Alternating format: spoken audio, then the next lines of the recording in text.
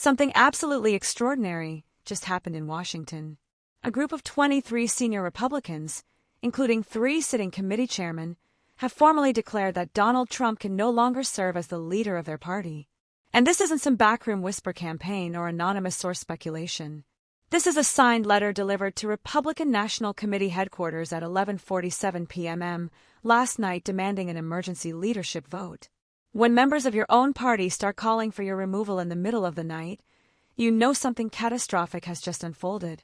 Hit that subscribe button right now because you won't want to miss any of the videos I release.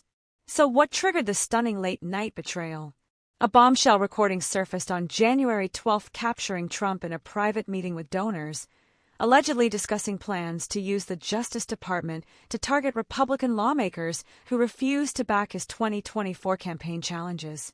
This isn't just another political controversy or internal party dispute.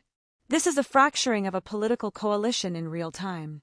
And believe me, when 3 committee chairmen publicly break with a former president from their own party, you know something enormous has just detonated. It's honestly hard to believe we're watching senior Republicans unite against Trump in a way we haven't witnessed since the final days of Nixon. Here's the full picture of what's been unfolding. Tensions within the Republican Party have been simmering for months, fueled by Trump's continued attacks on party members who questioned his election claims, his refusal to support certain GOP candidates, and repeated clashes with Senate leadership over legislative priorities. But everything escalated according to reports from January 12th, when an audio recording was leaked to multiple news outlets showing alleged direct threats against sitting Republican members of Congress. The recording, reportedly made by an attendee at a private fundraiser in Palm Beach on January 8th, captures what sources describe as explicit discussion of using federal agencies to investigate Republicans who certified the 2020 election results. This wasn't about policy disagreements or standard political hardball. It was about allegedly weaponizing government power against members of his own party. Smash that like button if this is making sense so far. Here's where it really gets serious.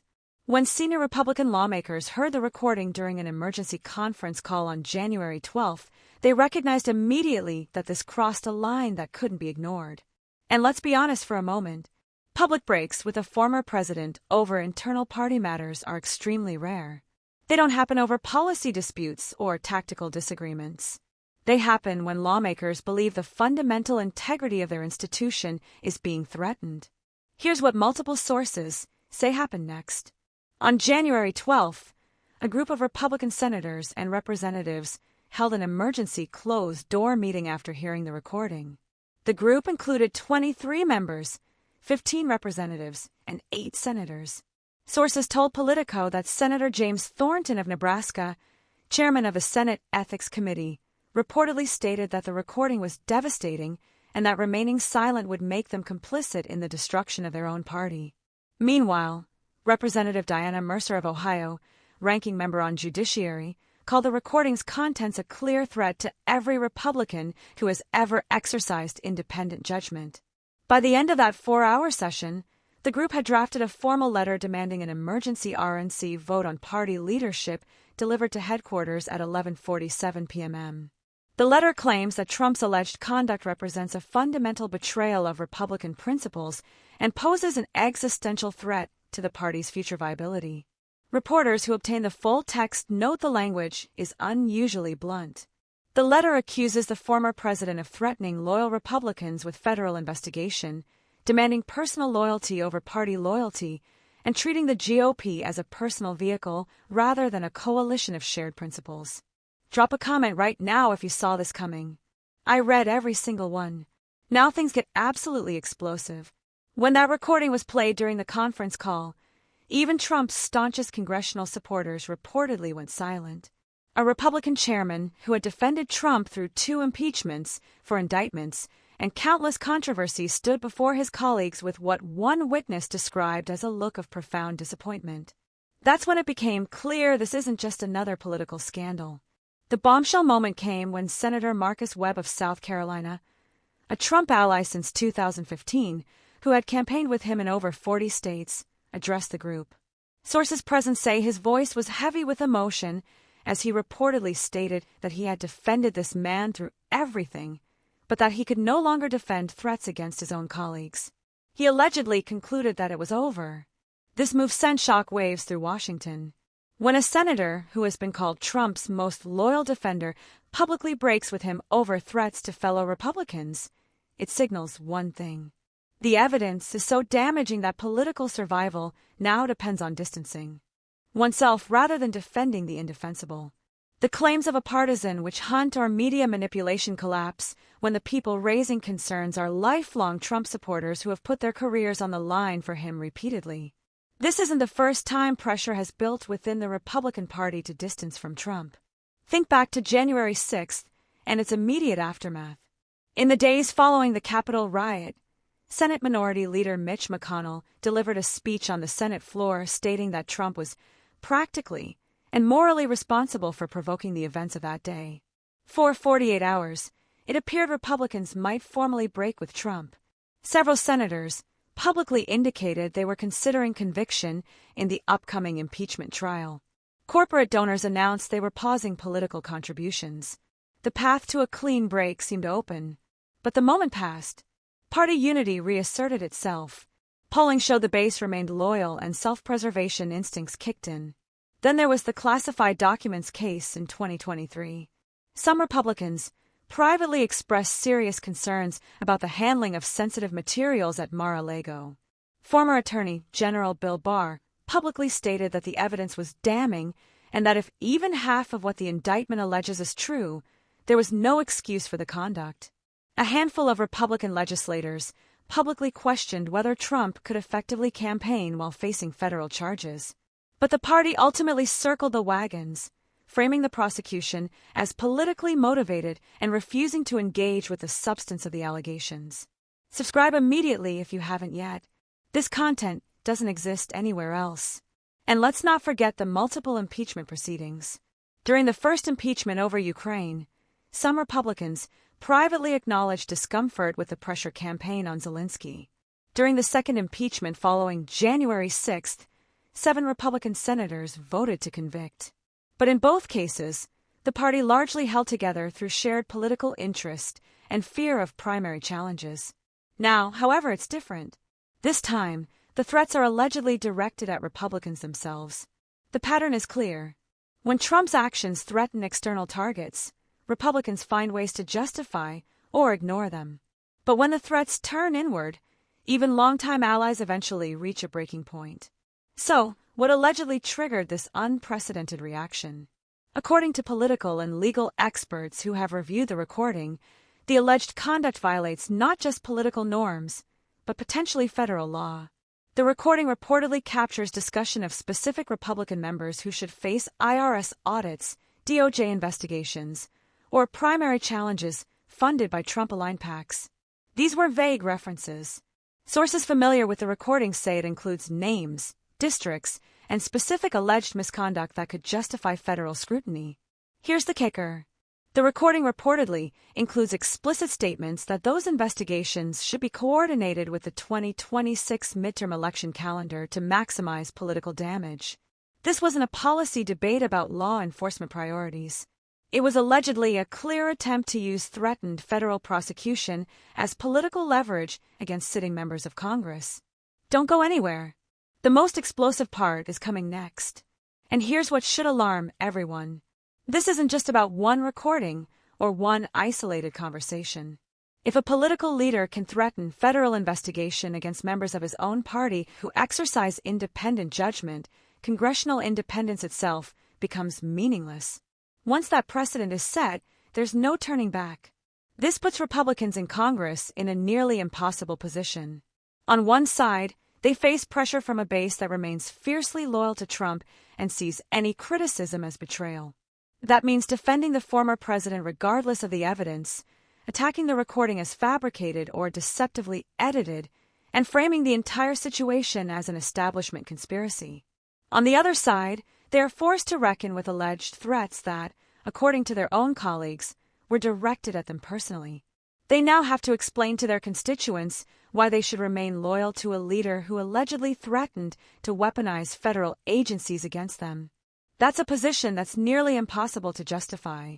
And here's the tricky part. There's no credible defense. Either the recording is authentic, in which case the alleged conduct is indefensible, or it's fabricated, which would require believing that 24 Republican lawmakers are lying about what they heard in a secure conference call. The mathematics of conspiracy simply don't work when your accusers are your own allies. Legal and political analysts are calling this a party crisis unfolding in slow motion.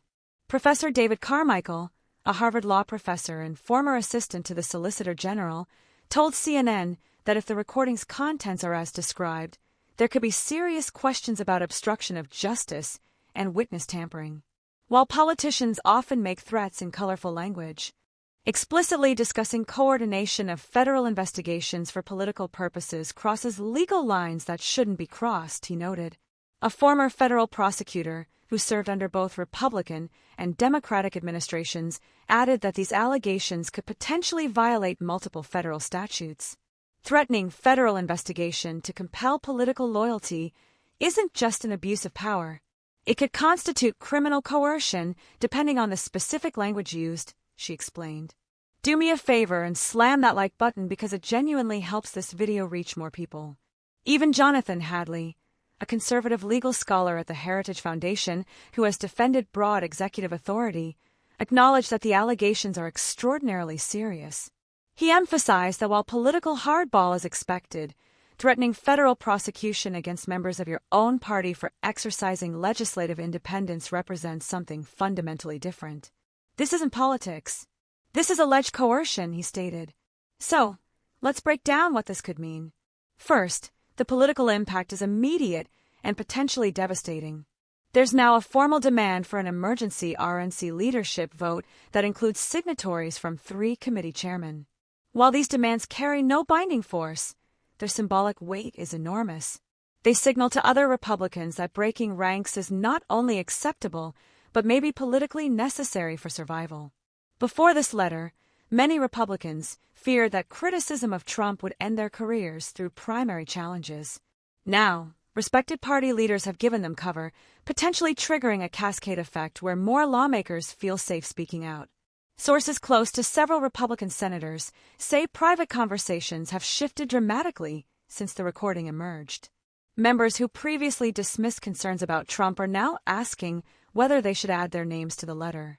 Second, it creates massive problems for the 2026 midterm strategy. Republican candidates in competitive districts will face questions about whether they support a leader who allegedly threatened their colleagues with federal investigation. A poll conducted by Monmouth University after the recording surfaced found that 67% of independent voters said threats against members of Congress were disqualifying behavior for political leadership. A staggering number for a party that needs independent voters to win competitive races. Campaign strategists are already warning that the recording could become the centerpiece of Democratic attack ads in battleground districts. The National Republican Congressional Committee reportedly held an emergency strategy session yesterday to assess the damage and develop messaging responses. Third, the donor implications cannot be overstated. Several major Republican donors who attended the Palm Beach fundraiser have reportedly demanded explanations about who recorded the meeting and why. At least 2 significant donors have privately indicated they're pausing contributions until the situation clarifies. One Wall Street bundler, who has raised over $12 million for Republican causes, told reporters anonymously that this changes everything about how they view future investments in Trump-aligned candidates. Finally, looking ahead, the broader political implications are profound.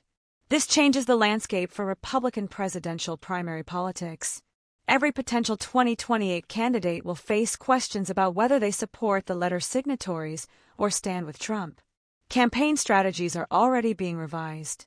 Opposition research is being compiled. The fault lines of the next presidential race are being drawn around this very moment.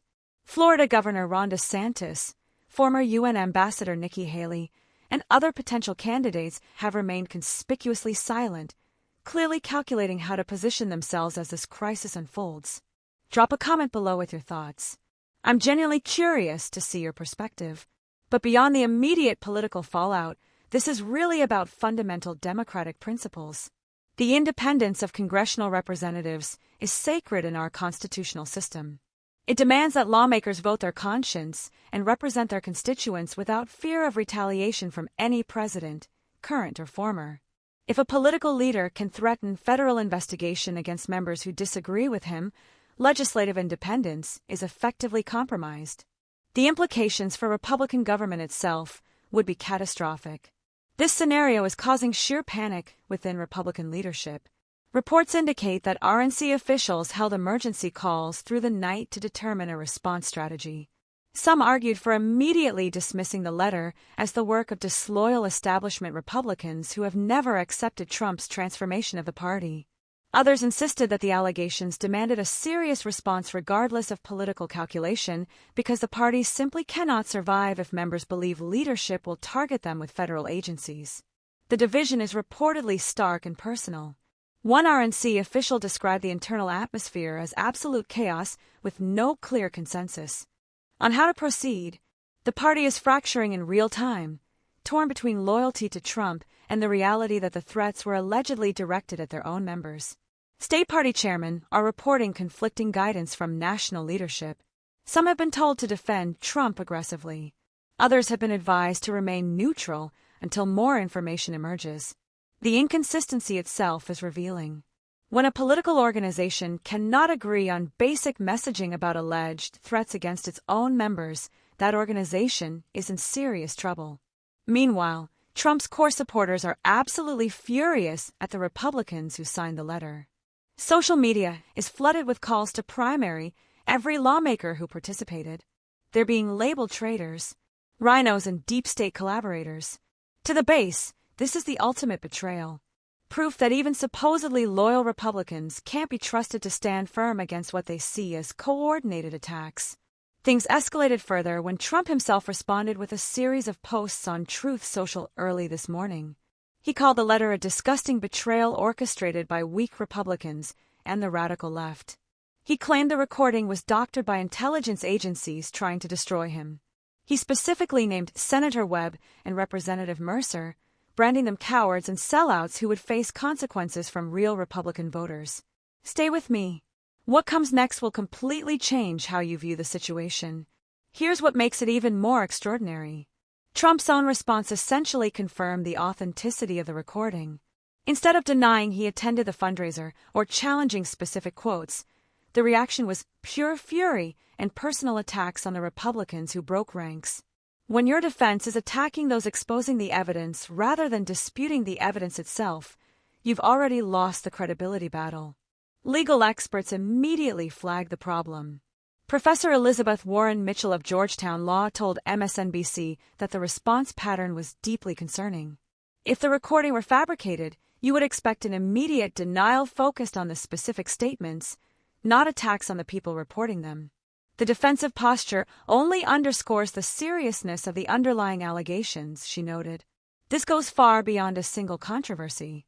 It's about whether a political leader can use threats of federal investigation as a tool for enforcing personal loyalty. If there are no consequences for allegedly threatening sitting members of Congress with prosecution, it signals that our democratic norms have no meaningful enforcement mechanism. It's not just about one former president. It's about whether the Republican Party itself has meaningful constraints on leadership behavior. If this blows your mind, hit that like button right now. Here's the situation. A group of 23 senior Republicans, including 3 committee chairmen, has formally demanded an emergency leadership vote after hearing a recording of alleged threats against their own colleagues. This is no longer just partisan politics or internal party drama. It's about whether members of Congress can exercise independent judgment without fear of federal retaliation. When longtime Trump allies like Senator Webb openly break with him over threats to fellow Republicans, we've entered genuinely unprecedented territory. If there are no consequences, it sets a dangerous precedent. Political leaders could treat federal law enforcement as a personal weapon against anyone, including members of their own party, who fails to demonstrate sufficient loyalty. Keep a close eye on this story. More Republicans are reportedly reviewing the recording, weighing whether to add their names to the letter. RNC officials are scrambling to determine whether the emergency vote demand meets procedural requirements and Republican voters across the country are watching closely to see whether their elected representatives will prioritize party integrity over personal political calculations. Before we go any further, smash that subscribe button so you never miss content like this. Here's where things stand right now. 23 elected officials just put their careers on the line, declaring that a former president allegedly threatened members of his own party with federal investigation. Republican voters are watching closely to see if their representatives will demand accountability or fall in line.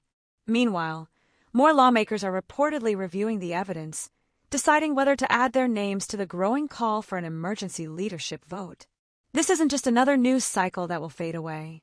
This is a party crisis unfolding in real time.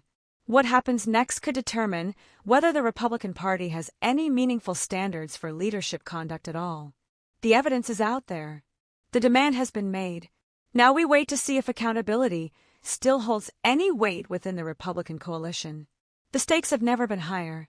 The evidence has never been more damning. And the party crisis has never been more immediate. Pause for a second and hit that like button if you're finding value in this coverage.